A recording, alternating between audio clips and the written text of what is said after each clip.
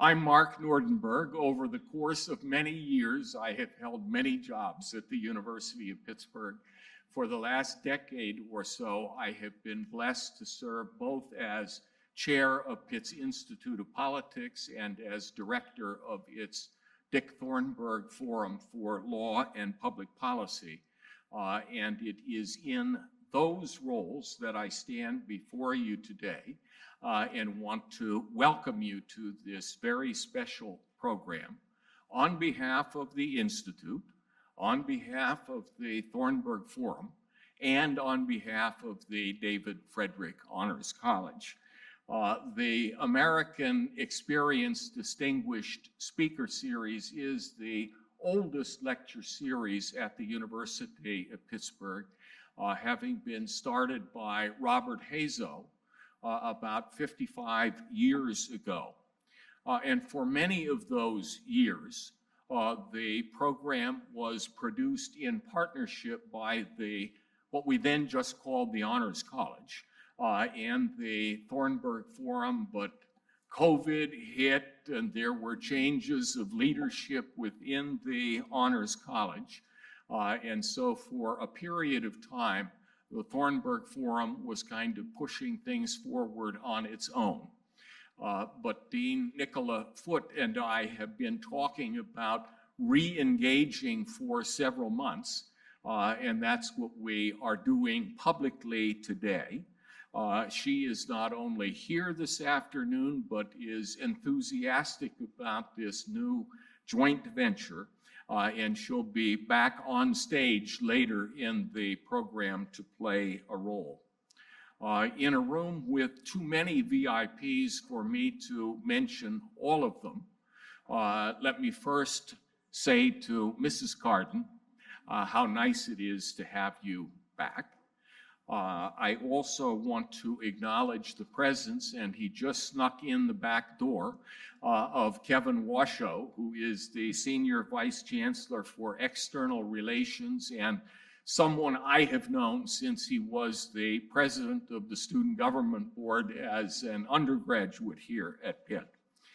Samantha Balbier, the director of the Institute of Politics, Patty Beeson, our former provost, Adam Leibovich, the dean of the Dietrich School of Arts and Sciences, and my former student, Mark Hornack, who now serves as the chief judge of the U.S. District Court here in Pittsburgh, and more important than that is the proud father of a Frederick Honors College graduate. Someone who normally would be with us this afternoon is Ginny Thornburgh, the First Lady of Pennsylvania for 8 years. However, she just had knee replacement surgery, so she is joining us through the live stream. And Ginny, let me just wish you, on behalf of everyone who is here, a quick and complete recovery. More than 14 years have passed since I had the opportunity to introduce Senator Ben Cardin when he returned to Pitt to serve as our 2011 commencement speaker. And it is wonderful to have you back.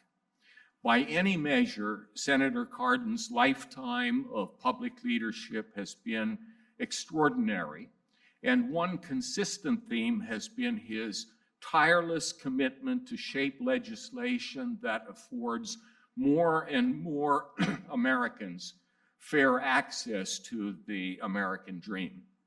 It was that dream, after all, that drew his own ancestors to this country. His paternal grandparents were immigrants who settled in Baltimore. They opened a neighborhood grocery store, which they built into a thriving wholesale food distribution company. And as the Cardin business expanded, their roots in the community deepened, and their desire to affect positive change for the people of that community grew. Senator Cardin's father, the first member of the family to be born in this country, served both in the Maryland House of Delegates and as a judge of the Supreme Bench of Baltimore City. As a boy then, Senator Cardin became accustomed to politics and participated in political campaigns. And then he came to Pitt, and he added to the foundation that would provide the support for all that he has accomplished over so many years. He was an active member of the Student Government Board. He was the president of his fraternity, and he was elected to a number of honorary societies. After earning his undergraduate degree here, he returned to his home state of Maryland to attend law school and to marry Myrna. Then, while still a law student, and through a campaign that his friends formally launched while he was on his honeymoon, he was elected to the Maryland House of Delegates, where he served for 20 years, 8 of them as Speaker. His 20 years in the Maryland House of Delegates were followed by 20 years in the House of Representatives of the United States Congress, and by 18 years or 3 full terms in the United States Senate. Over the course of that 58-year period, he did not lose a single one of his 36 primary or general elections, which is why he can smile today. His list of accomplishments in both domestic and foreign affairs is long and impressive. He has chaired the Senate's Foreign Relations Committee and its Small Business and Entrepreneurship Committee, as well as the Foreign Affairs Committee's subcommittee on the State Department and USAID management, international operations, and bilateral international development topics that are of particular interest today. If my math is correct, he served on the Commission on Security and Cooperation in Europe, also known as the U.S. Helsinki Commission, for more than 30 years and also chaired that group. He authored the Global Magnitsky Human Rights Accountability Act, which transformed the capacity of the U.S. to hold accountable foreign officials responsible for gross human rights violations or significant corruption. More broadly, he also is known as a national leader on healthcare, retirement security, and the environment, with a particular focus on the Chesapeake Bay. Still, when asked by a Washington Post reporter, what gives you the deepest sense of satisfaction about your time in politics, he said, I think I'm proudest of my style. I believe in civility. I listen to everyone. We don't agree on everything, but I'll listen. And I'm willing to compromise. I'm pragmatic. I like to get things done. I like to cut deals, but I won't compromise my principles.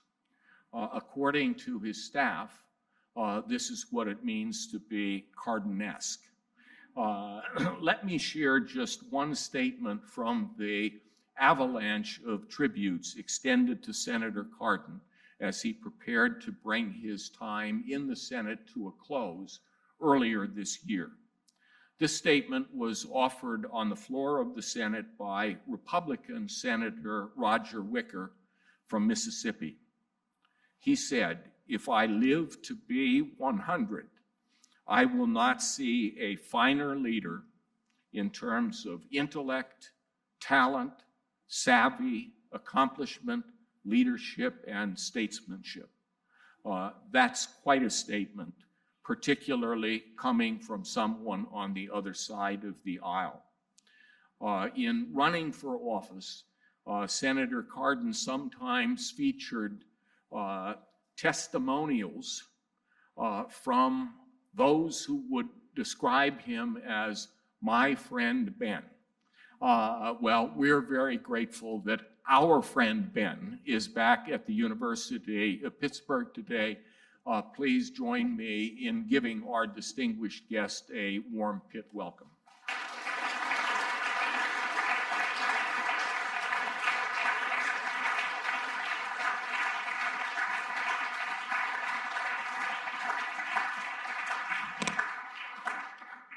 Mark, Myrna told me as I was walking up, now what are you going to do after that introduction? Thank you very much for that very, very kind and generous introduction. It's really special for us to return to the University of Pittsburgh. Myrna and I were saying that. This is really a special occasion. And when Mark asked me to do this, I said yes immediately, just an opportunity to return to the University of Pittsburgh, which is so special in our lives. So thank you so much. I'm going to do some of the arithmetic on Mark's introduction. I served 58 years in the United States House, Senate, and state legislature. Myrna was a large part, I'm glad you mentioned her in my introduction. We were going together when I was at the University of Pittsburgh. She came up here by bus from Baltimore, which is no easy task back in those days, and helped me be successful at the University of Pittsburgh because she was here to support me. We got married during my first year at law school, and Myrna was a teacher, so she put me through law school, graduating from Towson University. So as one reporter noted, when I made my announcement that I was not going to seek re-election, that we had been married, we've been married for 60 years, and 58 of those years I was in elected office. And the reporter noted that at least Myrna had 2 good years. Now, all my time here at the university, I never was in the university club. So thank you. I'm glad I have a chance to finally get to the university club. And I'm coming up in status as I get. But this is a special place. It's a special place for many, many reasons, Pitt, to me. First, academically, I loved the school here. Professor, I was an economics major. And I got a love for economics here at the University of Pittsburgh. Took every course I could in economics. It was incredibly important for me in my social development. I made lifelong friends. Jay and Eileen Figueroa are here today. I believe Richie Minker is listening on the cast. I want to make sure I give him a shout out. It is a special place with special friends. And they've been lifelong friends. In 2006, when I was running for the United States Senate, they came to Maryland to campaign for me. My campaign survived them coming to Maryland to help me. I wasn't sure that would happen, but they were here for a week or so, just campaigning on my behalf. So this is in a special place, and to be able to return to Pitt is very important and very special to me. Leadership. Mark mentioned the fact that I was active in student government. I was. We took on the administration back in those days. We won a couple of our battles. But I also was president of my fraternity, and Jay was also president of the fraternity. And I tell you, the skills I learned in student government and in fraternity made the politics of the United States Senate child's play. So I owe a lot, but also owe to this university my spirit of helping back and giving back to the community. Because that was part of the education I received here at the University of Pittsburgh, that every one of us has an obligation to serve. As Dr. King said, everyone can be great because everyone can serve. And that was absolutely the spirit at the University of Pittsburgh, and why it was such an easy decision for Myrna and me to make when the offer came from Mark, that I would be just thrilled and honored to come back to my alma mater. Mark, congratulations on your long career here at Pitt. I'm sorry I didn't bring the letter that he sent me. It was an essay. It was a beautiful letter that he wrote me and brought back so many memories from Pitt. You all are very fortunate, the leadership you have here with Chancellor Nordenberg. So everyone needs to stay engaged in civic engagement. Whether you're a first-year student here at Pitt or you are a former United States Senator, each one of us can get engaged in civic engagement. Myrna and I have decided to affiliate with Towson University in Baltimore. They're establishing the Ben and Myrna Cardin Center for Civic Engagement and Civil Discourse. We want to bring people together. We recognize that we want to make this country a better country. We recognize that we've gone off track. And what can we do to bring our country together, to strengthen our democracy, to get into civil discourse, to try to solve problems, to get greater consensus in this country. Each one of us has a responsibility here because democracy is fragile. So this subject of restoring civility, the topic of this lecture, is not only timely, but extremely important. Democracies are fragile. If you look at those who study democracy around the world, the Global State of Democracy 2025 report shows that for the 9th consecutive year, more countries are backsliding on democracy than strengthening their democratic institutions.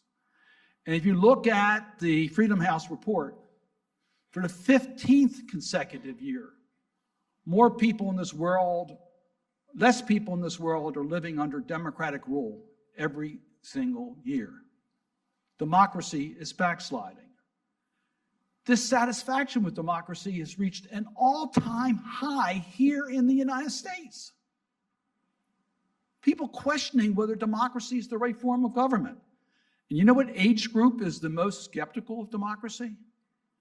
18 to 39. We have work to do. We have work to do. If we are honest about the state of our democracy here in the United States, let's take a look at some of the fundamentals that are important for democracy here in America. Checks and balances against abuse of power.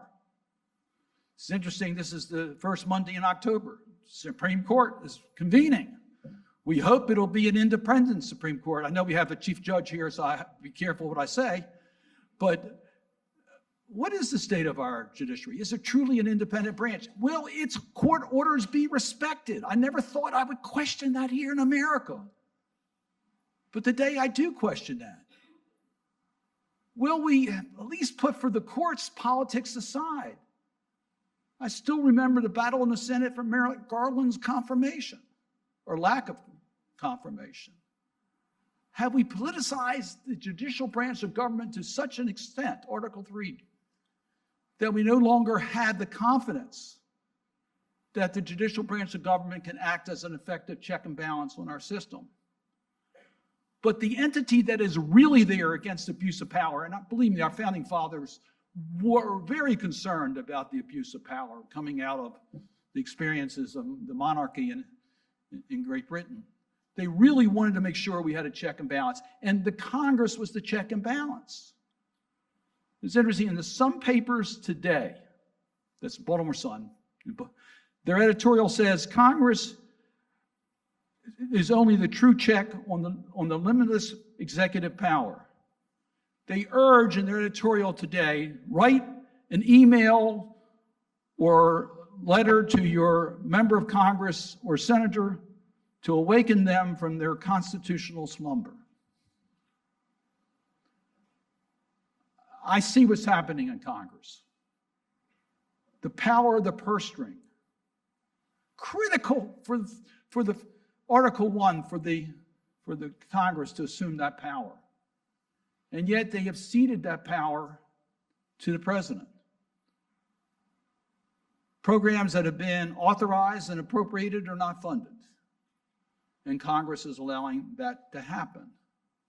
I never thought I would see that. Congress has the constitutional authority for trade policy in America, including tariffs. And yet it looks like they've allowed the president to take over that power. the status of the checks and balances in our system is under extreme challenge today. Free and fair elections. Do we have free and fair elections in this country? Well, if you want to run for the United States Senate, and I come from a state that most people don't think is terribly competitive for the U.S. Senate seat, you better have between $50 and $100 million if you're going to run for the United States Senate. Is that a free and fair system? Is that free and fair elections today? And then there's redistricting and reapportionment. I didn't know about Mark Nordenberg that he was the chairman of your redistricting commission. Why would you ever take that position? I can thank you, though, but it is outrageous how congressional districts are being gerrymandered. I'm not naive about politics, but it makes it extremely difficult for Congress to carry out its responsibilities. Do we really have free and fair elections in this country? And then there is the use of disinformation. Now, I know we've always had misinformation. I always know there's been things said in campaigns that have been outrageous or people say things that are wrong. But I never thought I would see the intentional use of information as being accepted as a legitimate way for a person, for a president or for Congress or for entities to try to get their ways. Disinformation is rampant in America. And young people, and most people, are getting their information from very limited sources. They are using sources that give them their friendly information rather than the objective information. So it leads to conspiracy theories, it leads to fake news. We have a problem today with the freedom of information in our democracy. And then there is extremism, division in this country. I must tell you, I've always enjoyed working across party line since my days in the state legislature. If you're brave enough to work across party line today, you're not rewarded. You're very likely going to get a primary challenge just because you want to work across party line to get things done.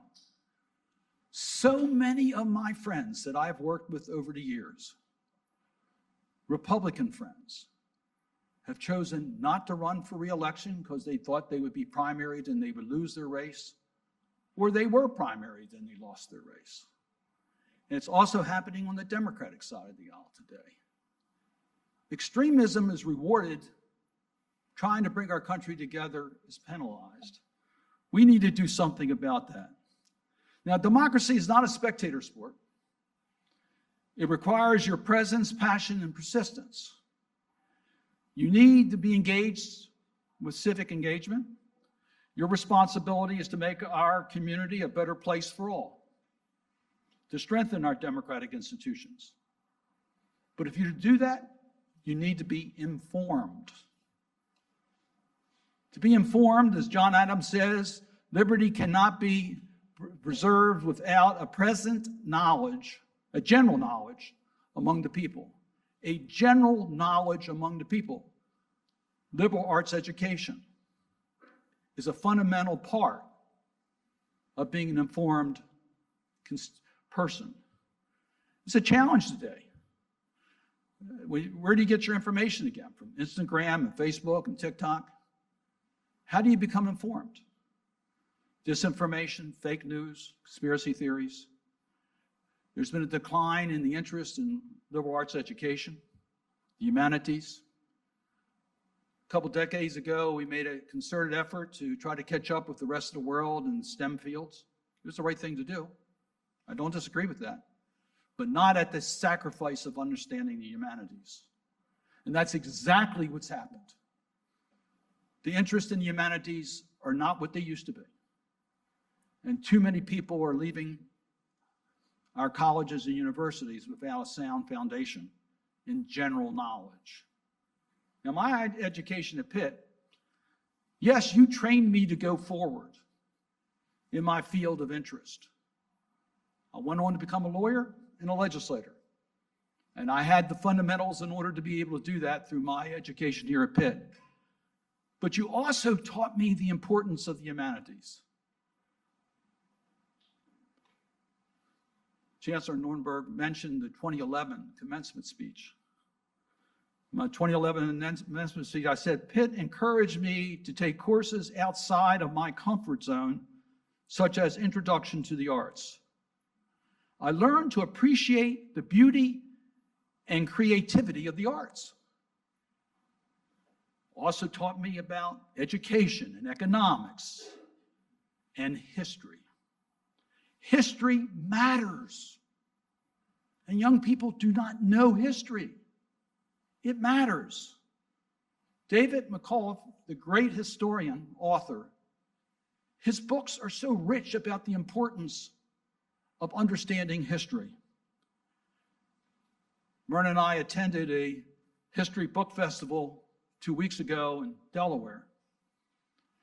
It was on the beaches and it wasn't season, and yet several hundred people showed up for David McCullough's daughter to talk about the book that she has released of her father's work, who passed away not too long ago, called History Matters. In the first part of that book, they quote from Thomas Jefferson, "Any nation that expects to be ignorant and free expects what never was and never will be." We have to understand our past. To confront the challenges we have today, our history tells us how to do it. The mistakes we've made in the past, so we don't repeat them again. What people have done for us in the past to give us the opportunities we have today to appreciate what they've done for us. And our responsibility to build on those opportunities and to build on that. History teaches that. So you need to be engaged, but you need to be informed. But we also need to be advocates of civil discourse. You've got to be a good listener. It's not easy to listen. You've got to be a good listener. New York Times says there's as much courage in listening as there is in speaking up. Dr. Martin Luther King Jr. said, we learn and grow and profit from the wisdom of the brothers, and I'll add sisters, who are called opposition. We must be willing to compromise, not our values, but compromise to bring this country to a greater consensus in solving our problems. And there's an important role for every university to play. And I congratulate the University of Pittsburgh, the Institute of Politics, which Sam and Mark, what you're doing here, it's very important. You're committed here at Pitt to bringing the type of debate on campus where different views are heard and respected. Maybe not agreed to, but respected and heard with an effort to bring about agreement. Now, my experiences as a legislator rewards that type of behavior. Mark mentioned the Magnitsky Act. The Magnitsky Act was the first major action passed by the United States that imposes individual sanctions, not against a country, but against an individual for violating human rights of its citizens. It was created because Sergei Magnitsky, a lawyer in Russia representing a client, found corruption, reported it to the state. The state arrested him, tortured him. Those who committed corruption were promoted. Did nothing against the human rights violators. The law I introduced imposes sanctions against those human rights violators where it hurts. Can't travel to the United States, can't use our banking system. Can't use our banking system, there's no banking system available for you. They really do hurt. Now, how did I get that done? Because I'm going to tell you something. The administration opposed my efforts. And it was a Democratic administration that opposed my efforts. Why? Because they don't like Congress interfering with their foreign policy issues. But that's the advantage of our system. Separation of branches. We can push the executive in areas that they politically have difficulty in explaining. So who was my partner? John McCain.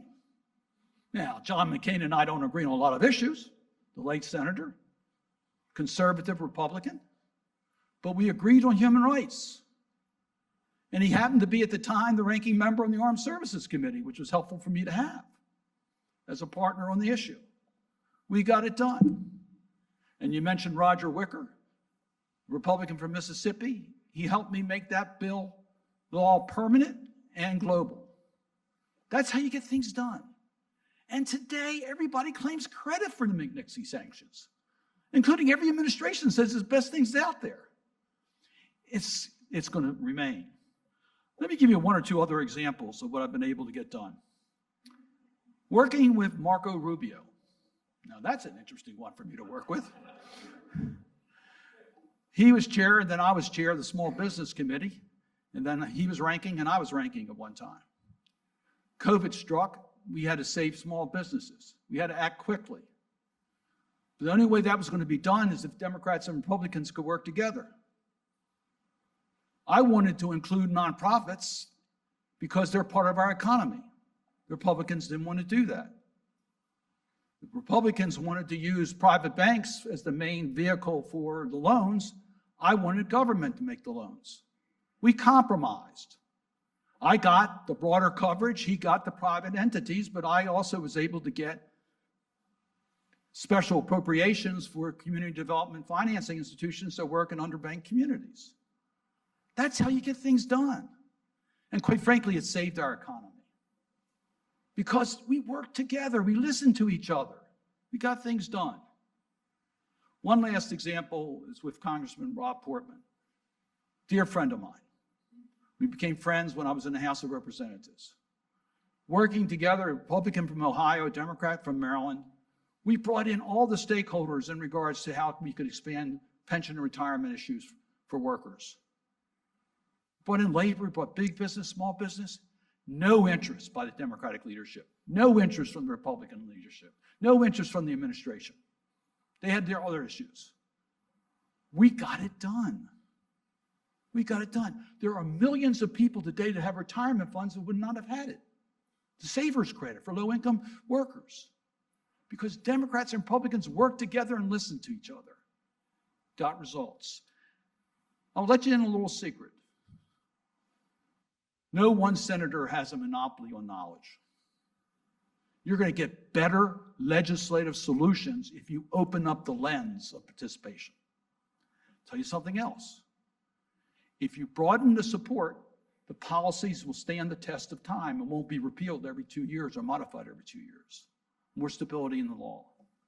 That's the reward for civil discourse. That's a reward for listening to each other. That's the reward for working together. There's a role for partisan politics. Absolutely. I'm a proud Democrat. I'm very proud of Franklin Delano Roosevelt's New Deal that brought us out of the Depression.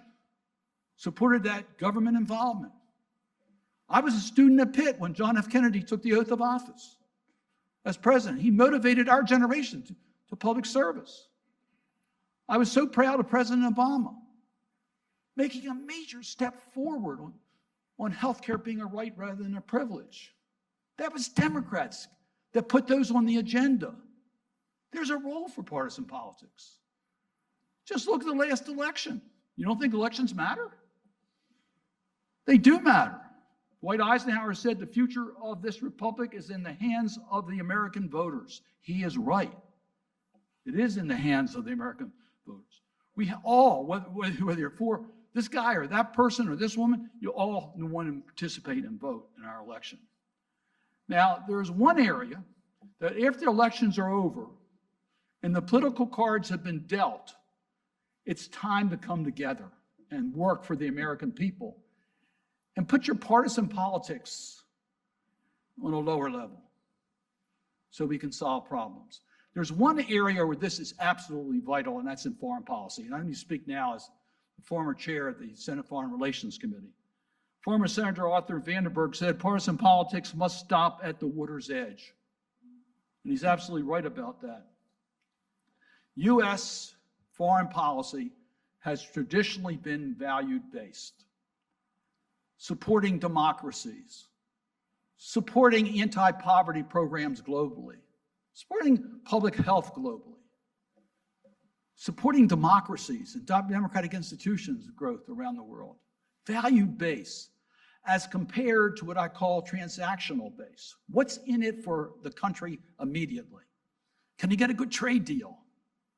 Can they take care of a problem they have of getting some military supplies? Transactional based. American foreign policy and a gift to the world has been value-based foreign policy. It's been bipartisan, and it's led to a healthier, more prosperous, and more peaceful world. Many examples. World War II, we used hard power to save Europe, but we used soft power for its future, the Marshall Plan.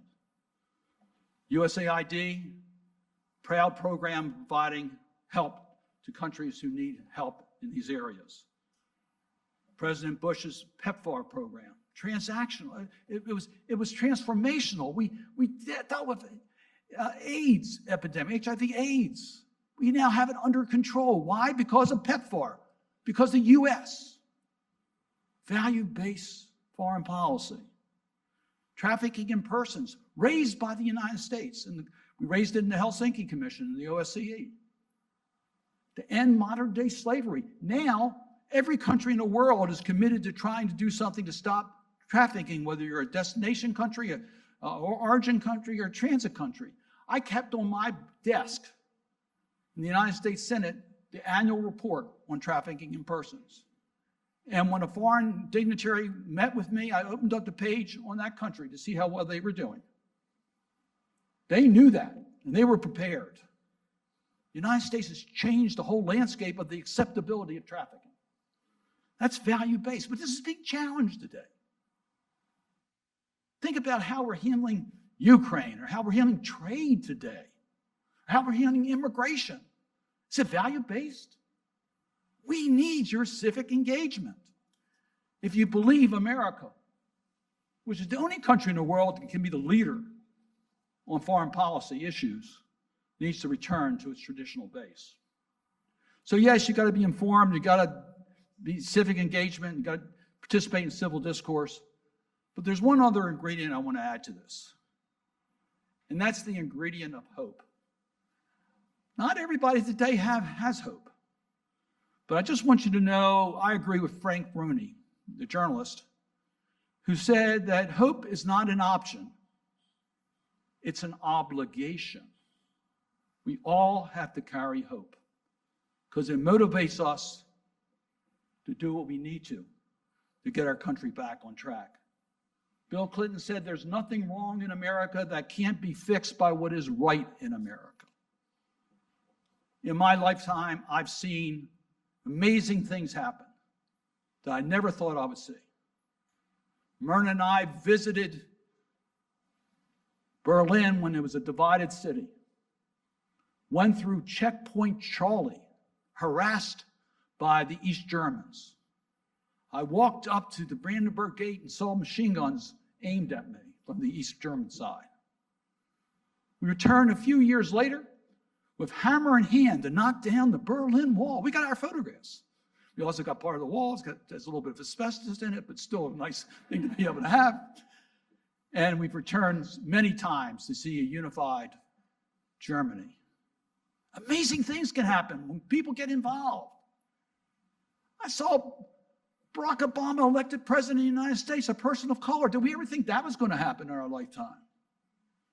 You got to have faith on a personal basis.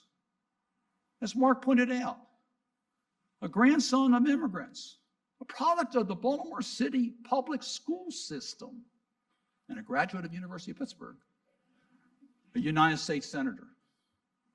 This is a great country, but it needs our attention. It needs our help. And here, we all can do more. So think of hope as the Wi-Fi signal of life. Sure, it's invisible, but when it's missing, everything falls apart. And just like Wi-Fi, hope needs constant reconnecting and updating. So, you got to do more than just hope. You got to be active in civic engagement. Got to be informed. Got to do it in civil discourse. But you need to be part of making this country and making this world a better place for all. Safer place, a wealthier place, a healthier place.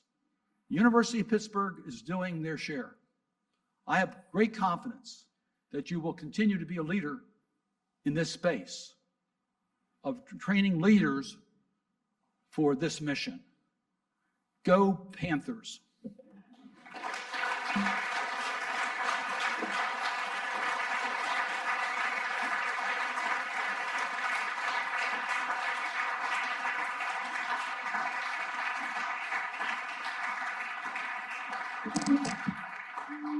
We have time for some questions. There were pieces of paper left on chairs. If you want to use them to send in questions, Dean Foote is going to be the one who actually propounds them. I will be the person who collects them and passes them on to her. And there were some that were submitted in advance. So let's take advantage of this time. Well, thank you. Thank you so much for that speech. Oh, here's my mic. Wonderful. Thank you so much for that incredible speech. And I think what we see in the questions ahead of time was a lot of interest in this idea that's so encapsulated in your own work of collaborating and understanding people with different perspectives. So what advice do you have to share with others, especially students, who seek to bring mutual understanding and respect to people with different opinions and beliefs to their own? It's a great question, and there's no easy answer because some people can be very stubborn and they can be very rude. But we got to get above that. I think you disarm them a little bit when you say you really like to understand their position. You would hope that they would be willing to listen to your position. And maybe we can find some common areas of agreement. So don't just say, just because this person's rude, you're not going to meet with them. I've been told that 1 out of every 4 Americans today will not socialize with someone with a different political view. Don't be one of those 4. Be willing to listen. Be willing to engage. But be strong in your views. Doesn't mean you should be weak. When something outrageous happens, you've got to speak out against it or for it, whatever way you got to be participants. But seek out different views. Because that's the only way we're going to bring about a better political climate in this country, that we can move forward protecting our constitutional institutions and yet having that type of a discussion. Thank you for that. We also have lots of questions here, and I think especially from students in our audience who are interested in the specifics of how they engage the political system. So for those who have policies and ideals that they'd like to advance, where would you recommend that they start with their advocacy, and what network do they really need to build to advance some of their goals politically? First of all, as an individual, you certainly can have contact with you're trying to improve your local school, or you're interested in clean water and the environment.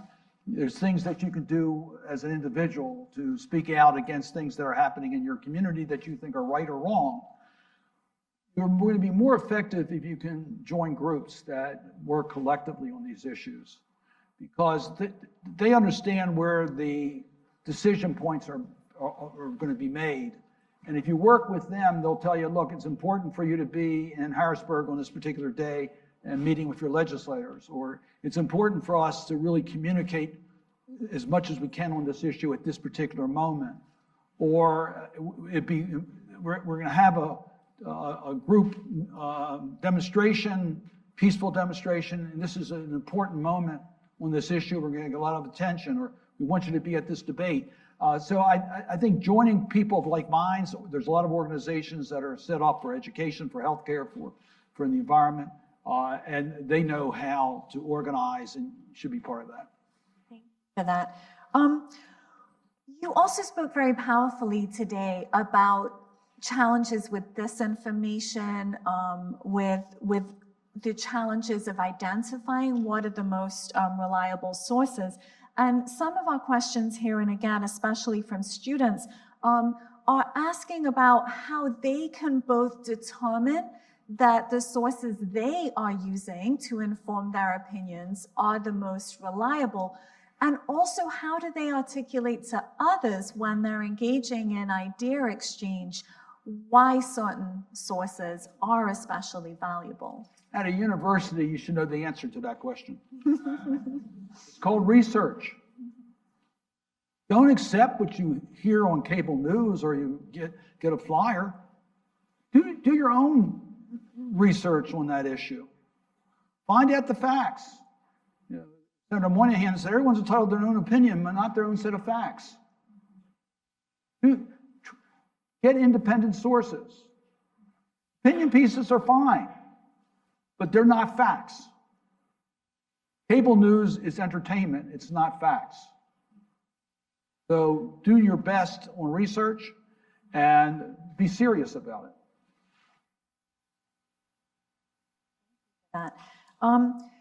So we have a question from the audience that says, as a physician, they would like to know how to compromise on topics including public health, human rights, and I think more broadly, you know, there are certain ideas where individuals find it very challenging to find points of compromise. So what are some of your recommendations there? Well, it's interesting. Our healthcare system today, to the extent you want to call it a healthcare system, is a compromise. And we have several anomalies in our system. You have the highest quality healthcare in the world, but not everyone gets it. So where do you try to build on what's here? Yes, you could try to say, let's copy some other country's system and have a single payer model, or let's eliminate all the government subsidies for healthcare and let everybody be on their own. But neither one of those suggestions are going to happen. They're just not going to happen. So how do you take where we are today and make it a better system? Now, there are a lot of experts in this room in healthcare. But do you know how to get engaged in civic engagement on the healthcare policy issues so we can get your expertise on how we should do things? Now, I respect people who are healthcare professionals. You've got to get beyond your own special interest. You've got to help us put together a system that'll make this country healthier in a more efficient way and fairer in healthcare. So that's just one example. I can give you many other examples. Same thing's true, by the way, on climate. We can talk about the fact of how you're going to deal with climate moving forward. There are those who want heavy regulations, there are those who don't want regulation. How do we compromise those issues and make progress? And we've had a lot of really good legislative efforts that have not succeeded to try to do that. Immigration is a great policy area. Well, there's an answer to immigration issues, to a fair immigration system. Let's get there. Let's talk it out. So, I mean, I hear you on how do you get engaged. You get engaged by agreeing on where you want to be. I would hope everybody in this country would like every person in America to get quality health care, be able to afford quality health care. I would expect every American would like to breathe clean air and have clean water. I expect every American would like to have a fair immigration policy, recognizing that most of us came to this country through immigration, through our lineage. How do we deal with immigration in a fair way? So let's talk about the parameters. We want legal immigration? Absolutely. We want to make sure it's fair to the world, people who need help or family reunification. Let's talk about it. There's some standard ways. When you start doing this, you'll find there's more in agreement than disagreement. We were talking a little bit earlier today. One of my friends was Jim Inhofe, who recently passed away. He was a climate denier. I'm a strong believer that we have to take aggressive action to protect against climate change. The two of us had great discussions, and we got things done on the Environment and Public Works Committee to help deal with the climate issues. We had to use different language and different ways of doing it, but we made progress. Listen to people who have different views. And Jim felt very passionately about climate. I wasn't going to change his view. I was able to get him to act to the realities of what we're seeing out.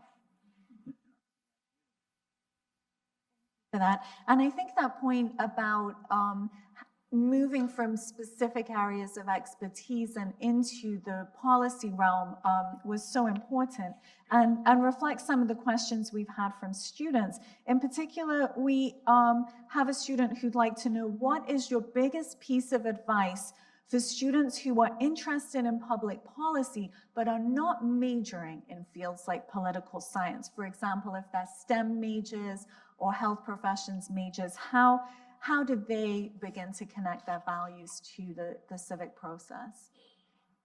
I don't think there's I don't think there's a specific course or major you have to take for being activists in public policy. There's not a major you have to take to become a doctor. It's not a major you have to take to become a lawyer. You need to be skilled on how you deal with people, how you understand how our system operates. You got to be a good communicator. Communication is important. All these are skills that make you better in public service or in civic engagement. But I really think, I said this during my remarks, be knowledgeable. Understand why the arts are important, why music's important. Understand why architecture is important. Understand the humanities. For that. And you spoke very powerfully at the end of your speech about the importance of hope. Can you give us some examples of how you maintain hope in the face of adversity in politics? There are some mornings. Well, one thing I don't do, I don't listen to cable news very often. I try to, don't want to get too emotionally involved in all the terrible things that you think are happening in this country. Doesn't mean you don't want to be knowledgeable and don't want to react to it. But take a step back and recognize that we have responsibilities. I would suggest if you are upset about what's happening in our country today, first thing you should do is how can you help people that are really being hurt by what's out there? How can you help someone who's lost their job? How can you help someone who is being literally incarcerated for no reason at all? How can you help someone who's being lost health care services that they thought they were going to be able to get because of the cuts? How can you help university on its research cuts that are happening here? Get involved in how you can triage the damage that's being done. But then work to change the political climate. That doesn't necessarily mean elections. Elections are very important, as I pointed out. I urge you to get involved in elections. But the political climate in which we live in, I don't believe too many people believe that disinformation is right. I think too many Americans believe in the name callings that we've seen happen, or that people should be denied the opportunity to express their views, or that we should become a police state. I think too many people believe that. So yes, they want to see law and order. Yes, they want to see rational immigration policies. Yes, they want to make sure that we have a fair system in this country. So let's get rid of the acceptance of the radical behaviors we see, and let's talk about the issues and try to resolve the issues. So be a participant in trying to change the political climate. And then lastly, have some solutions ready. Because in time, there will be opportunities. What do you want to see happen? Be part of a group that comes up with a plan. I've mentioned immigration a couple times. I can mention climate is an area. I can mention trade. There's many areas that we should have answers ready to go when we have opportunity. We could have new opportunities after midterm elections. There could be, and again, I'm not trying to promote one side over the other, but to me, that's how you keep hope alive. Do something to help somebody today.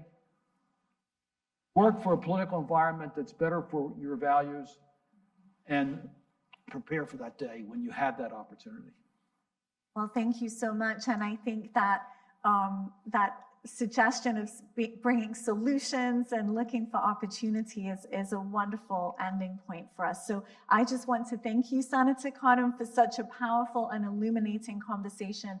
We are all so grateful for your service in providing this year's Dick Thornburgh Forum's American Experience Distinguished Lecture. And we're so grateful for all of your reflections, your public service, your integrity, and especially, I think, to hear about the role of the liberal arts education in advancing our democracy. For all of us here at Pitt, this is so extraordinary to hear your thoughts and brings us that point of hope. And we're so proud that we can provide that type of possibility in education here at Pitt. So thank you to you. Thank you to Chancellor Emeritus Nordenberg for his leadership and vision in bringing us all together. And thank you everyone for joining us this evening. We're so grateful for your time, for your wonderful questions and insights. So please join me in thanking Senator Cardin.